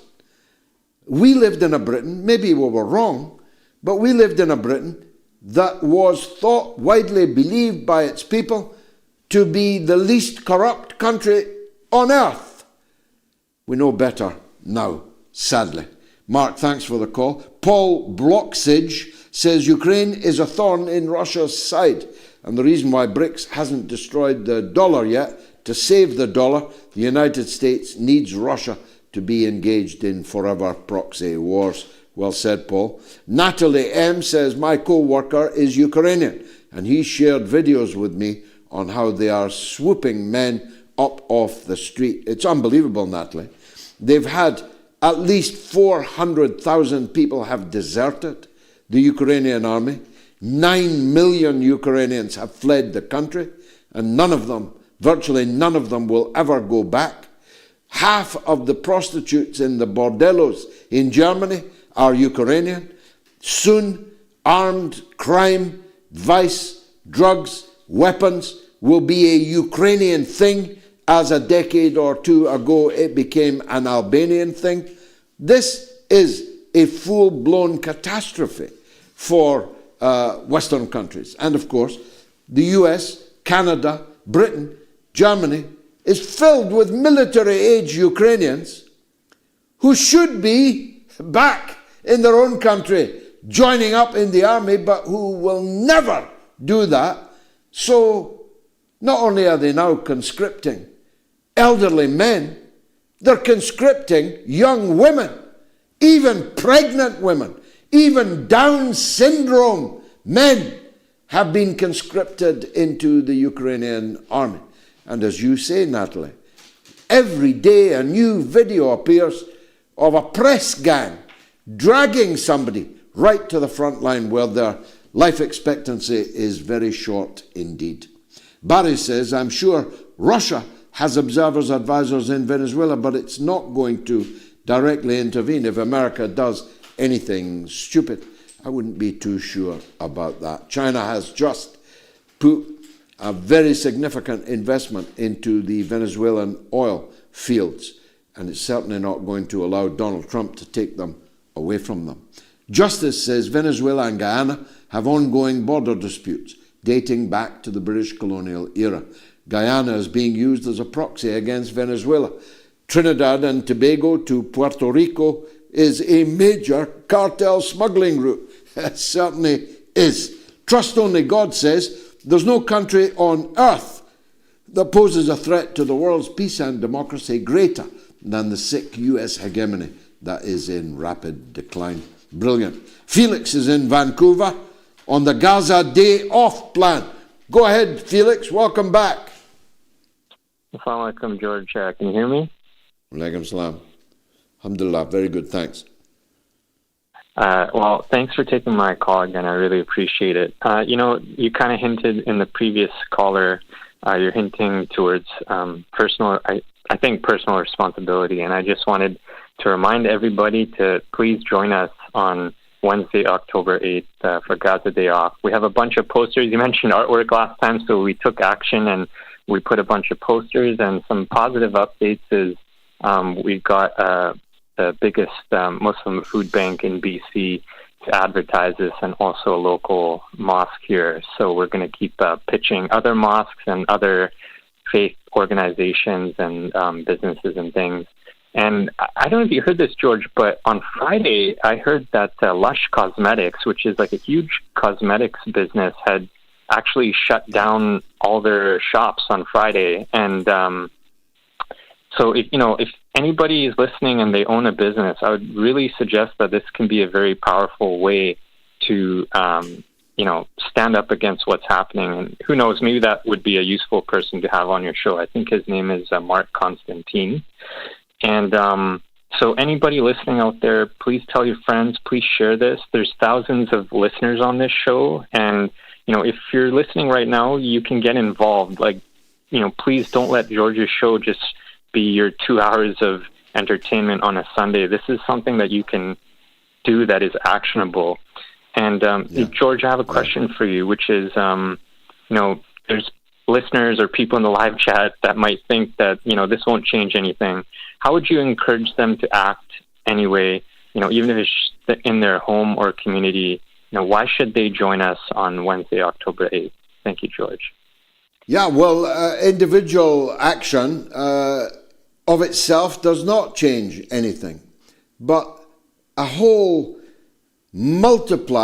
rapidly multiplying set of collective individual actions achieves much. And at the very least, it achieves absolution for you, that you did something that you could do and you did it, as opposed to something that you could have done but didn't do it. So anybody listening here who possibly can should take Wednesday, October the 8th off from work. And if they cannot do that, they should resolve not to spend any money anywhere on anything on October the 8th. Now, that will not bring the genocide to a halt. It will not bring the rampage, the frenzied killing and maiming to an end. But the more we do these kind of things, the more non-violent, peaceful, civil disobedience acts that we can persuade people to take, right up to the industrial level that I spoke about a minute ago in relation to the Italian dock workers.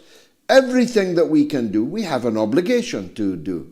Not just a legal obligation, though we have a legal obligation to do anything and everything that we can to oppose a genocide, but a moral obligation. What's the point in being distraught at yet another video or picture of a child killed, mutilated, murdered, if you don't actually do anything about it? So I look forward to seeing your poster, Felix. Make sure it comes my way on my social media, and I'll do everything I can to promote it. Raymond is in Arkansas on the drug war. Go ahead, Raymond. Well, I'm going to bounce around real quick, but it's like fire ants, George. You know, they're kind of a nuisance. They make you itch, but, you know, if a cow were to step into a whole pound, it would drop that bovine. Now, as far as the Department of War, it is its second title, so I guess it's a they-them thing, so maybe the DOD is trans. Okay, they always talked about dollars to donuts. You know, Raymond, it's dollars to donuts. Well, literally, it's a comparable comparison these days because that's what a dollar costs. Now, this is not May 12th through the 18th, 1989 in Panama. And I'll tell you one thing, Maduro sure as hell is Noriega, and this is going to be a 6-day war. Now, you can look at that any way you'd like to. It's a very small forward hold. There were 3 engines that appear to be 4. Yeah, where's all the gas? Where's all the product? Now, I understand a cup full can kill a small blue city, but yeah, the product they were moving appeared to be docile and on their knees. And as far as I could tell, and it could have been the forward-looking infrared, white robes. It could have been FLIR, but everybody looked like they were in a white robe, except for a few people with the hoods off who were bald. I just got a real weird vibe about it. Kind of like, I don't know, that Camp Mystic. Who on earth would name a girls' church camp Mystic when mysticism is abhorrent to the Lord? But anyway, let me continue. Let's talk about Skybump. Do you want to have a war on drugs, huh, Jefe? Well, I got to breathe these little lines in the sky and all day long, and I'm getting really tired of being crop dusted like a bug, you know? You know, and let's talk about it. The Mina airfields, the Contra affair, Afghanistan. Where do we start? Let's start within, because, you know, we're the customer base. Well, we could start in Arkansas, where the Iran-Contra affair, which was built around the illegal supply of drugs to the people, the youth of America, in order to raise funds for an illegal war in Nicaragua. And Arkansas was ground zero in that operation. Arkansas was where the airfields were, that the drugs were being ferried in with the government of America's approval, Reagan and Bush Senior's approval, so that this illicit money could be washed and could be used for an illegal war against the people of Nicaragua. And the fact that hundreds of thousands of American citizens thereby became hooked on narcotics that would eventually kill them or at least destroy their lives was a matter of unimportance. The hypocrisy is off the scale, Raymond. The White House itself was found to have cocaine traces in the Oval Office bathroom during the Biden administration, and nobody has yet told us whose cocaine it was. I'm joined by my good wife, Gayatri, for the social media news roundup. What's right then, Gayatri? Well, let's go to Venice, where the film festival finished yesterday, and on Wednesday it premiered the much spoken about Voice of Hindrajab. So this is a docudrama with real audio recording from when the 5-year-old Hind made the phone call to the Palestinian Red Crescent while she was trapped in a bullet-ridden car surrounded by her lifeless uncle, aunt, and 3 cousins, and ended up being gunned down. Hundreds of bullets. Hundreds of bullets. So it was premiered at the Venice Film Festival on Wednesday, and it received a 23-minute standing ovation. Not one dry eye when the film was aired. Hats off to the director, French-Tunisian Kauthar Benhania, who got on board executive producers like Jonathan Glazer, the British, Rooney Mara, Alfonso Guardon, the Mexican one, and Brad Pitt and Joaquin Phoenix. So not bad names to have on the list. Was Brad Pitt there at the show? They were all there, all supporting her. Look at them there on screen now. So this was a big moment. Very big moment. Yeah. And we said at the time Hind's case would become emblematic. It would, the one that symbolized the entire catastrophe of this last 2-year period. So the film won second prize. Wow. Grand jury. To the dislike of many supporters. The winner the first prize went to Jim Jarmusch. It was an American indie movie called Father, Mother, Brother, Sister. And he knew, of course, he was going to get some backlash of it. So he made clear at the ceremony that he is supportive of Palestine and against the Israeli opposition. He was wearing a badge saying enough. So there you go. Vogue magazine made a review and concluded, this isn't just a film you'll keep thinking about, it's one you'll live with. And that's what makes it an astounding cinematic achievement. Well done to all concerned. That is a terrific achievement. And great that so many big names were on board. Brad Pitt and Joaquin Phoenix, this is Hollywood royalty. Exactly. The breakthrough in the struggle for Palestine has well and truly occurred all over the world. Yeah, and it has to finally come through this film and media industry after all. I mean, it was to our surprise that Netflix was airing and is still airing Mo, the real life story of a Palestinian who had to make his way to Texas. Totally wonderful. We've watched it twice. Yes, and I met this Mo who was started as a stand-up comedian in the Netherlands some 20 years ago, and now he's airing on Netflix, telling his story. So if you didn't get a chance to watch it, please. Moving on to emails, comments. John Rogers, I don't know if you noticed, but Chay Bowes was sitting in front of an array of wonderful books, and he's asking, can you get Chay Bowes to move out of frame so I can see the rest of his fascinating library?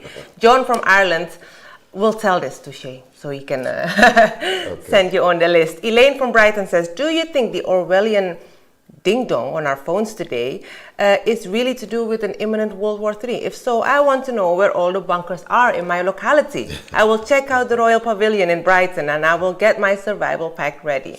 It is, I mean, I made the point in my monologue. Okay, thanks for the alert. What do I do now? What next? Yes.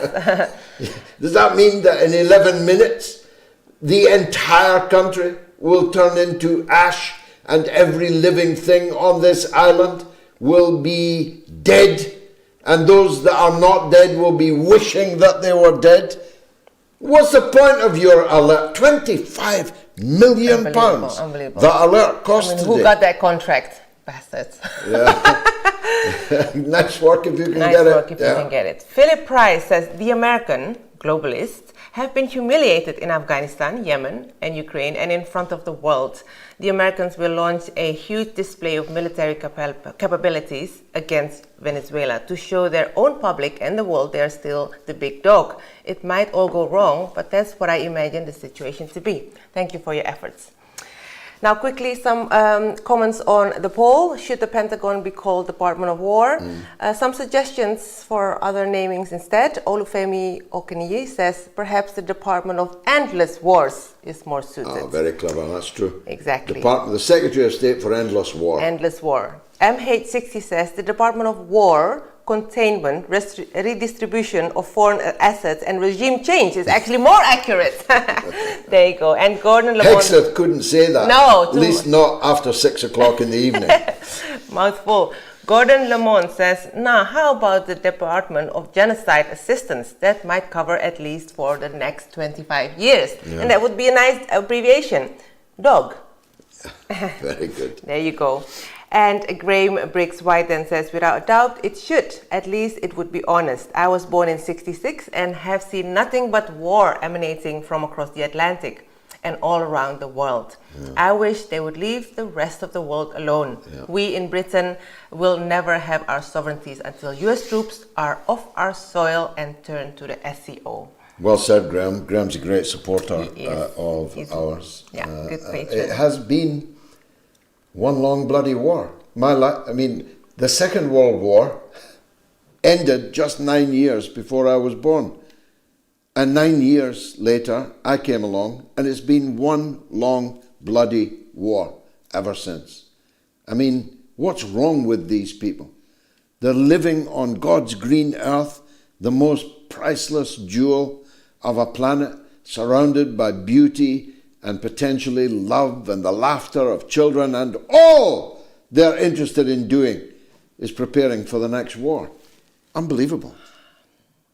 Well, look, there's a legend on the line, Gayatri, so if you'll forgive me, I'll go to Erobos in New York to bring the show to a close. Erobos, the legend, always welcome. Salubrious evening, salutations and greetings to the wonderful Galloway clan, the Honorable George Galloway, the magnificent MOATS staff, and Jai, of course, always putting the work in, as she does. I see Mrs. Gayatri Galloway. She's like a galaxy, not just a constellation. So many bright lights coming off of her. She's like Gayatri, the galaxy. She shines. Galaxy, she shines. Gayatri. Yes, it's like, she also reminded me of the show we had here, Solid Gold, right, which was a kind of a disco-esque show back in the 80s, and all the dancers wear gold, and even in black and white TV, they're shining with blind your eyes. But I also want to mention that empathy is so palpable, right? It's like kryptonite to a dark soul. She the video clip when she was, I think it was Wednesday, she was talking about what was happening in Indonesia, and even at this award show about Hind, you could feel her empathy coming across the airwaves. Right? It's something else. She's amazing. Just a few quick points, because often, as I repeat oftenly, as Neo was told by Morpheus, time is always against us. The people of the Western world, many of them have become soft to this point, where they're not outraged about anything. And that was, it may not have been the first strategic plan of capitalism, but it was an accomplishment they can look back on in glee. The benefits of Clement Attlee and what we had over here with FDR, Federal Delano Roosevelt, the socialist system, the sort of governmental socialist system creating the middle class, which never existed before. Many of these comforts, within 2 or 3 generations, it made people soft everywhere. It phased out a lot of the palpable revolutionary fervor that was in the streets during the Great Depression. And those good times make soft people. Hard times make strong people. Strong people make good times make soft people. So we're in that cycle. I saw a woman, a priest, I think it was in the UK, or it might have been in Canada. She's like in her 80s, and obviously a senior woman, and I was disgusted with that, and I just felt that the whole thing just needs to burn from end to end, all of North America, from end to end, crisp. And and then when I see the risk of being redundant, I see Gayatri there that sort of softens my stance, but it's really, really outraging. And just to finish up on the purpose of my call, I was thinking about El Comandante Fidel Castro and another great commander, Joseph Broz Tito, and not just the bravery and the leadership of these men, like in the case of Castro, right under the belly, 90 miles, right under the slavering beast, the hegemon, when it was at its strongest, right after World War II. And Castro, elected January 1st, 1959, not even 2 years, he was already in Africa, sending arms, sending weapons, and the parallel with that today, that the leaders of the Houthis, they're in a very similar situation. It's not just existential for them, but they understand that if they don't fight on behalf of liberating others, that beast is going to come for them. And, the Zionist terrorist occupation colonies, ZTOC as I call it, it needs to go, and the hegemon needs to go down with it, or no one will be free. And freedom isn't free. We have to fight it in every which means possible. Thank you, MOATS. Thank you, Mr. G. Well, it's quite astounding eloquence. I can't outdo it, can't even match it. A perfect way to bring the show to an end. It's undoubtedly the case that the period in which I lived was the only period in which the states, like Britain, like other European states, though not all of them, felt that they needed to make life softer for their people to ensure that the then competing system, represented by the victorious Red Army and the leader Joseph Stalin and the system that they fought for, this they believed and feared was coming their way, and that they thought that countries like Italy, like Greece, like France would opt for the socialist way. And therefore, they introduced their own little droplets of socialism, some of them more significant than others. The National Health Service in Britain, the greatest thing since Shakespeare ever to happen in this country, is still with us, but hanging on by its fingernails. But every other thing that they introduced in my lifetime to make life softer and easier for the working class has been withdrawn. And sometimes they withdraw it with regret. Other times they calumnify it. They anathematize it. They say that it's bad to have a welfare system that looks after people who've fallen on hard times, that there's some moral hazard involved in doing that, that the law of the jungle requires that the strong eat the weak and that the devil may take the hindmost. These calumnies are now routine, and in the beginning they were calumnies that you would hear from so-called conservatives, but now that the conservatives have become Labour and Labour has become the conservatives, and you look from man to pig and pig to man, and you can no longer tell the difference between them.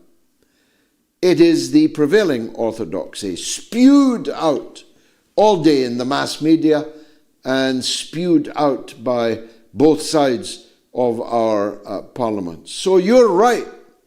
Maybe you expressed it a trifle more strongly than I would, but you are right. Everything needs to change.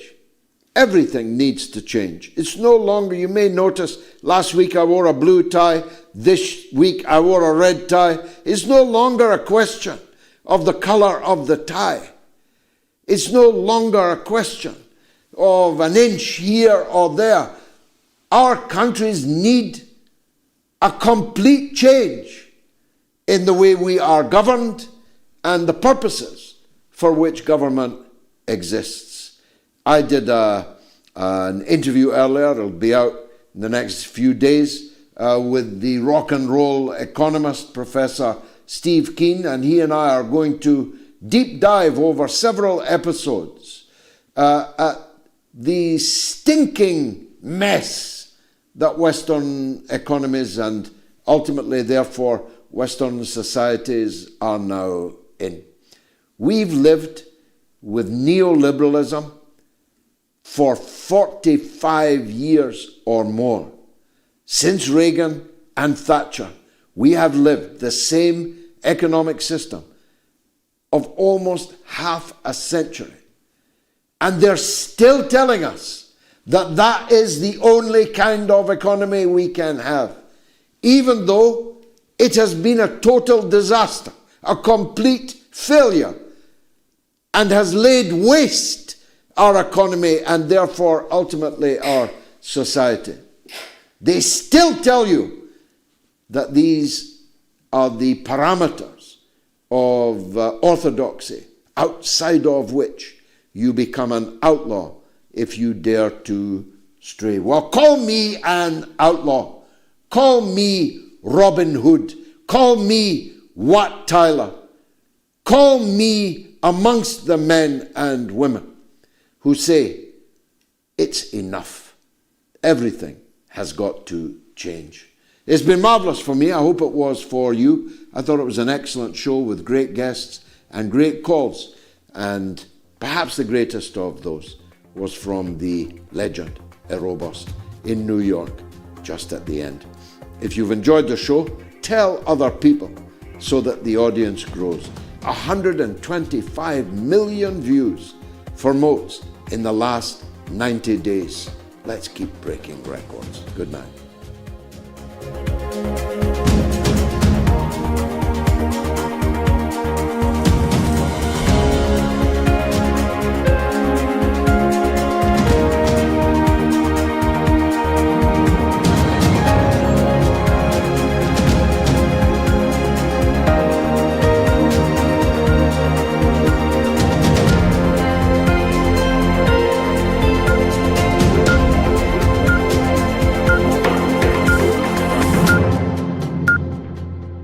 It's the mother of all talk shows. It's the mother of all talk shows. It's the mother of all talk shows. Go get 'em, George.